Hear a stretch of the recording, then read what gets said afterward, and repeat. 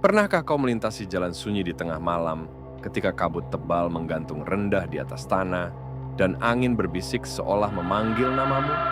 Di desa Sumberwangi ada sebuah lintasan yang disegani, bukan karena terjal atau berbahaya, tapi karena apa yang menunggu di balik gelapnya.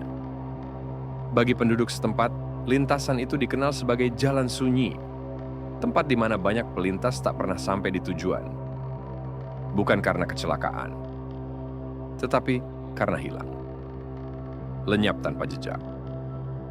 Setiap malam Jumat Kliwon, warga sekitar menutup rapat pintu dan jendela, mengunci gembok dengan bacaan ayat kursi 3 kali, berharap mereka terhindar dari sesuatu yang tidak terlihat, namun terasa dekat. Jalan sunyi itu membentang sepanjang 3 kilometer di tepi hutan Sumberwangi. Kabarnya, jalan itu dibangun di atas makam tua para ulama zaman dulu yang meninggal dalam keadaan misterius. Setiap tahun, desa selalu mengadakan doa bersama untuk arwah mereka. Namun tetap saja, lintasan itu seolah menuntut sesuatu. Beberapa warga mengaku melihat sosok berjubah putih yang berdiri di tengah jalan, melambai pelan dengan wajah tertutup. Sebagian lainnya mendengar lantunan ayat suci mengambang di udara, samar, seperti bisikan dari alam lain. Cerita ini dimulai pada suatu malam ketika Adnan, seorang pemuda pendatang, memutuskan melintasi jalan sunyi itu. Ia baru saja pulang dari kota sebelah setelah mengantarkan barang pesanan.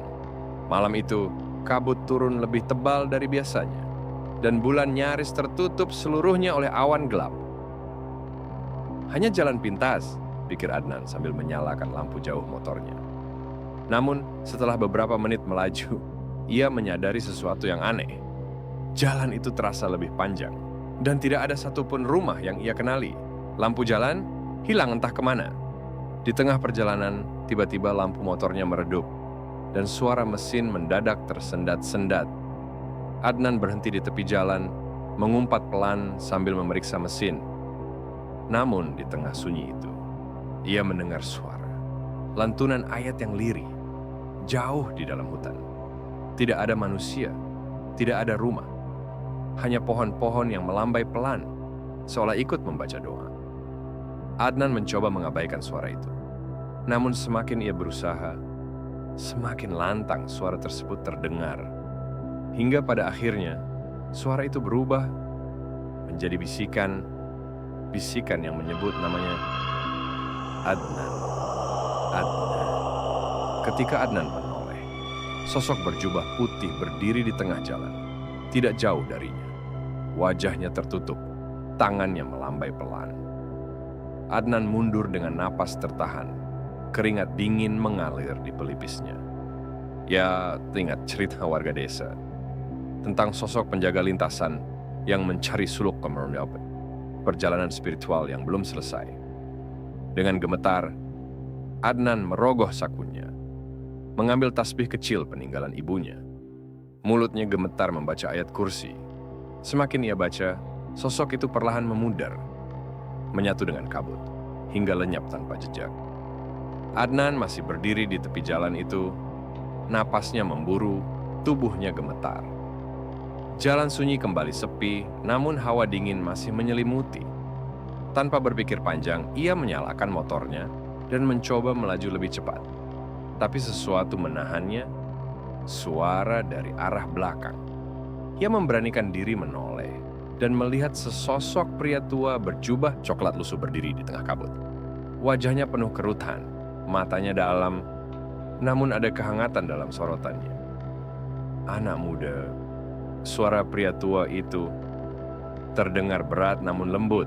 Jalan sunyi bukan sekadar lintasan. Itu tempat jiwa-jiwa yang hilang mencari jalan pulang.